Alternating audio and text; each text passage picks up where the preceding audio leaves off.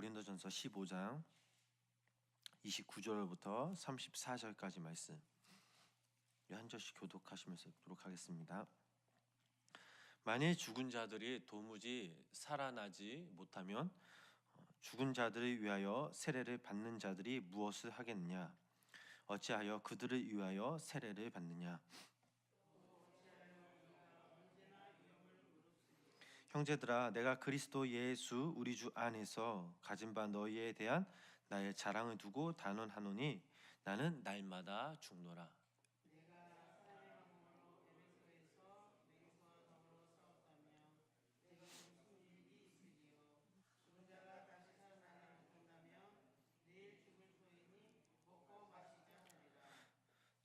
속지 말라. 악한 동무들은 선한 행실을 더럽히나니 깨어 의를 향하고 죄를 짓지 말라. 하나님을 알지 못하는 자가 있기로 내가 너희를 부끄럽게 하기 위하여 말하노라. 아멘. 오늘도 이 시간 성령님께서 함께 하셔서 오늘 하루도 주님의 품 안에 날마다 거하시는 우리 성도님 되시기 주님의 이름으로 간절히 축원합니다. 오늘 본문의 말씀, 즉 예수 그리스도의 부활 사건, 또 부활에 대한 이것은 우리의 소망은 이것은 멀리 있는 것이 아닙니다. 또한 이것은 교리가 아닙니다. 신앙 고백인 것만이 아닙니다. 우리 곁에 있으며 우리와 관련되어 있고 또 실제적 사건이라는 것을 오늘 본문 말씀에서 말하고 있습니다.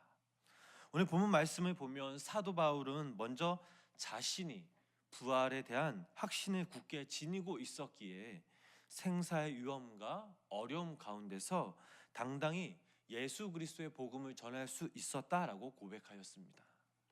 이러한 사도 바울의 고백을 통해 알 수 있듯이 우리가 갖는 이 부활 신앙은 단순히 관념적인 이론이 아니라 현실의 삶과 반대는 결코 개념이 아닙니다.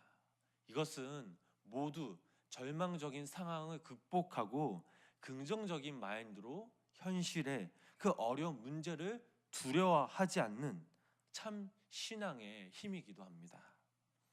만약에 예수님을 믿는 모든 자들에게 부활에 대한 소망, 또 부활 신앙이 없었다면 내세의 삶도 없었을 뿐더러 또 이 세상의 삶이 마치 끝인 것 마냥 절제하지 못하고 그저 육체의 욕망을 따라 쾌락을 쫓으며 살다 죽을 것입니다. 그러나 우리에게 이 세상 모든 그리스도인들에게 부활이 있는 것은 당연한 사실이고 또한 영원한 생명이 우리에게 있기에 그리스도인들은 어떠한 역경도 이겨낼 수 있으며 절제하는 삶을 살아야 한다라는 것이 바로 바울의 논지입니다. 한편 바울은 고린도 교회 성도들에게 부활 신앙에 대해 확신을 가질 것, 또한 그의 경험을 토대로 권면하였으며 아울러 육체의 부활을 부인하며 왜곡된 말로 미혹하는 자들을 경계하라고 충고하였습니다. 오늘 우리 본문 우리 30절 말씀을 우리 다시 한번 우리 함께 합독하도록 하겠습니다. 또 어찌하여 우리가 언제나 위험을 무릅쓰리요. 아멘. 사도 바울은 이 짧은 말씀에서 부활과 성도가 자초하는 그 위험한 관계를 설명하고 있습니다. 여기서 말하는 위험은 성도가 어떤 잘못을 했기에 오는 결과가 아니라 성도로서 세상에서 당하는 그 외로운 고난을 말하고 있는 것입니다. 사실 우리가 믿음 생활을 하다 보면 피할 수 없는 고난, 아픔들이 참 많이 있습니다. 사도행전 14장 22절 말씀을 보면 이런 말씀이 있습니다. 우리 다 같이 함께 합독하도록 하겠습니다. 제자들의 마음을 굳게 하여 이 믿음에 머물게 있으라 권하고 또 우리가 하나님의 나라에 들어가려면 많은 환난을 겪어야 할 것이라 하고, 사도 바울은 우리가 하나님 나라에 들어가려면 많은 환난을 겪어야 한다라고 말하고 있습니다. 사도 바울 또한 얼마나 많은 크고 작은 위험에 직면했습니까? 고린도후서 11장 26절 말씀을 보면 또 이런 말씀이 있습니다. 우리 함께 읽어보도록 하겠습니다. 여러 번 여행하면서 강의 위험과 강도의 위험과 동족의 위험과 이방인의 위험과 시내의 위험과 강야의 위험과 바다의 위험과 거짓 형제주의 위험을 당하고, 이 말씀은 사도 바울이 복음을 전하면서 당한 고난의 고난입니다. 우리들도 세상에서 믿음으로 인해 어떠한 위험과 고난이 예상된다 할지라도 결코 우리가 넘어지거나 좌절하지 않는 것은 우리에게는 그 어떤 것이 있기 때문입니다. 그렇다면 그 어떤 것이 무엇이겠습니까? 먼저 생각해 볼 것은 우리를 향한 하나님의 전적인 구원입니다. 성도님 여러분, 우리를 향한 하나님의 사랑, 이 구원이 없었다면 우리는 지금 이 시간 이 자리에 앉을 수 없습니다. 환난과 위기에도 우리가 담대하게 나아갈 수 있는 것은 하나님께서 우리에게 피할 길을 보여주시사 위험을 감당할 수 있는, 주실 수 있는 믿음이 우리 안에 있기 때문입니다. 고린도전서 10장 13절 말씀을 보면 이런 말씀이 있습니다. 우리 함께 읽어보도록 하겠습니다.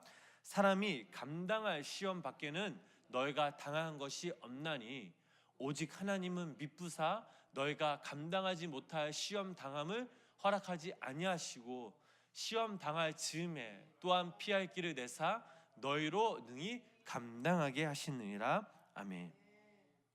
만약 우리에게 어떠한 어려움, 낙심이 몰려온다 할지라도 이 믿음을 통해 늘 승리하시는 우리 귀한 성도님들 되시길 주님의 이름으로 간절히 소망합니다. 부활의 소망이 있기에 우리는 어떠한 환경과 조건 속에서도 담대하게 나아갈 수 있는 것입니다. 그러므로 지금 이 시간 우리 자신을 확인해 보시기 바랍니다. 지금 나는 부활의 소망이 있는가? 부활에 대한 확신이 있는가? 이것이 삶과 신앙의 기초가 되어 있는가라고 한번 스스로 생각해 보시기 바랍니다. 비록 우리의 몸은 이 땅에 있지만 우리의 시민권은 하늘에 속한 사람들입니다. 우리의 주권은 하나님께 속해 있습니다. 하늘에 소망을 두고 그것을 목표로 삼고 그곳에 가치관과 동기 방식을 가지고 살아가는 사람들이 바로 이 땅의 그리스도인들, 즉 우리들이라는 사실입니다. 세상 사람들과 구별된 그 사람들이 바로 우리라는 사실입니다.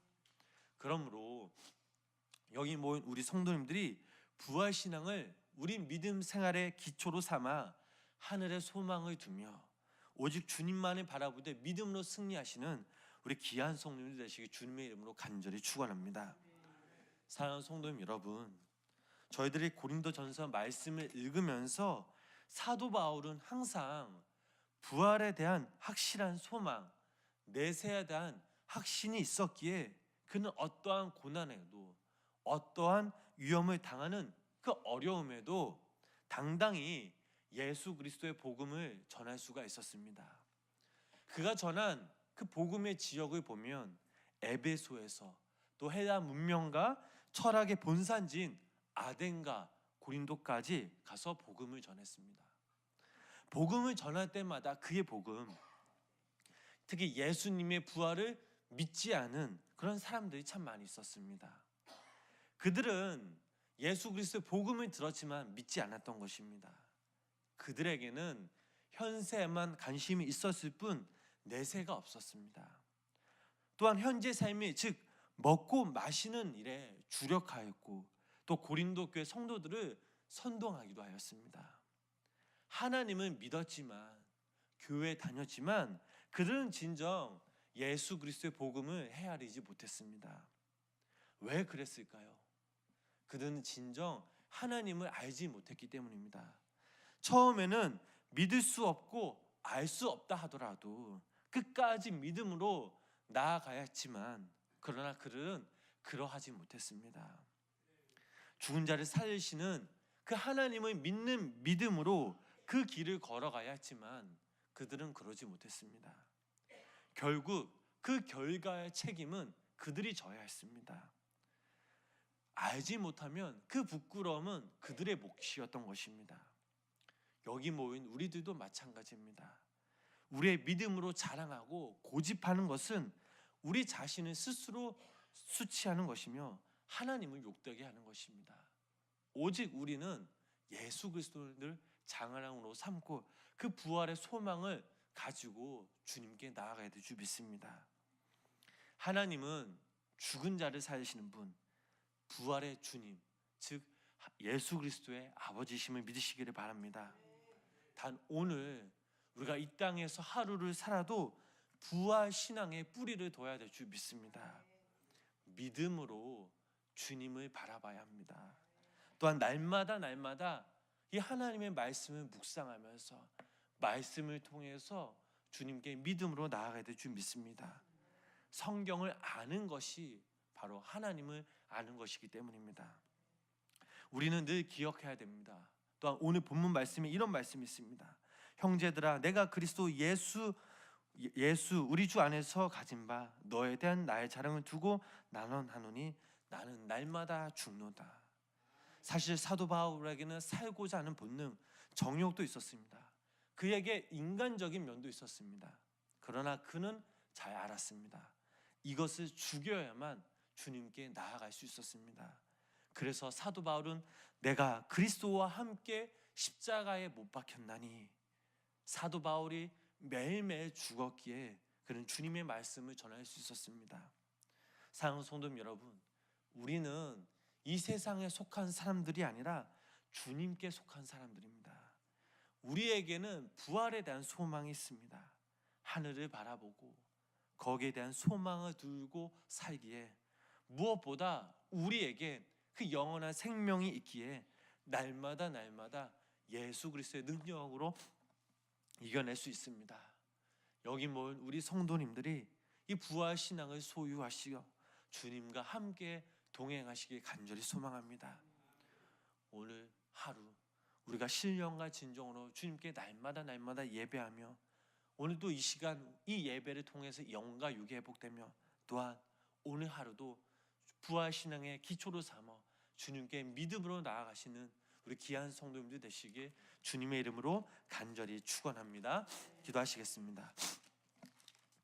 하나님 아버지, 한 주간 저희들을 지키시고 인도하여 주신 은혜 감사를 드립니다. 특별히 오늘 하루의 첫 시간을 우리가 주님께 드리게 하심에 감사를 드립니다. 오늘도 이 땅에서 살아갈 때에 하나님, 이 말씀이 우리의 삶의 길이요 빛이요 생명임을 믿으며 소망 대신 우리의 부활 대신 그 주님을 더욱더 바라보며 의지하는 우리 귀한 성도님들 되게 하여 주시옵소서.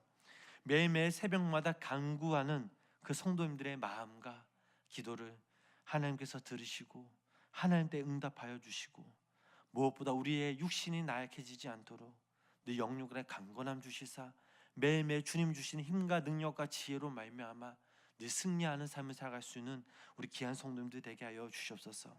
하나님, 오늘도 시간 주님께 아뢰입니다. 이 시간 주님께 간구하며 고백합니다. 성령님, 우리를 위로하시고 우리를 품어 안아 주시고 내가 너를 사랑한다, 너는 나의 사랑하는 아들이다, 너는 사랑하는 나의 딸이라는 주님의 음성을 듣는 귀한 은혜 시간 될 수 있도록 주님 함께하여 주시옵소서. 오늘 하루도 주님만을 바라봅니다. 성령님, 우리와 동행하여 주시오.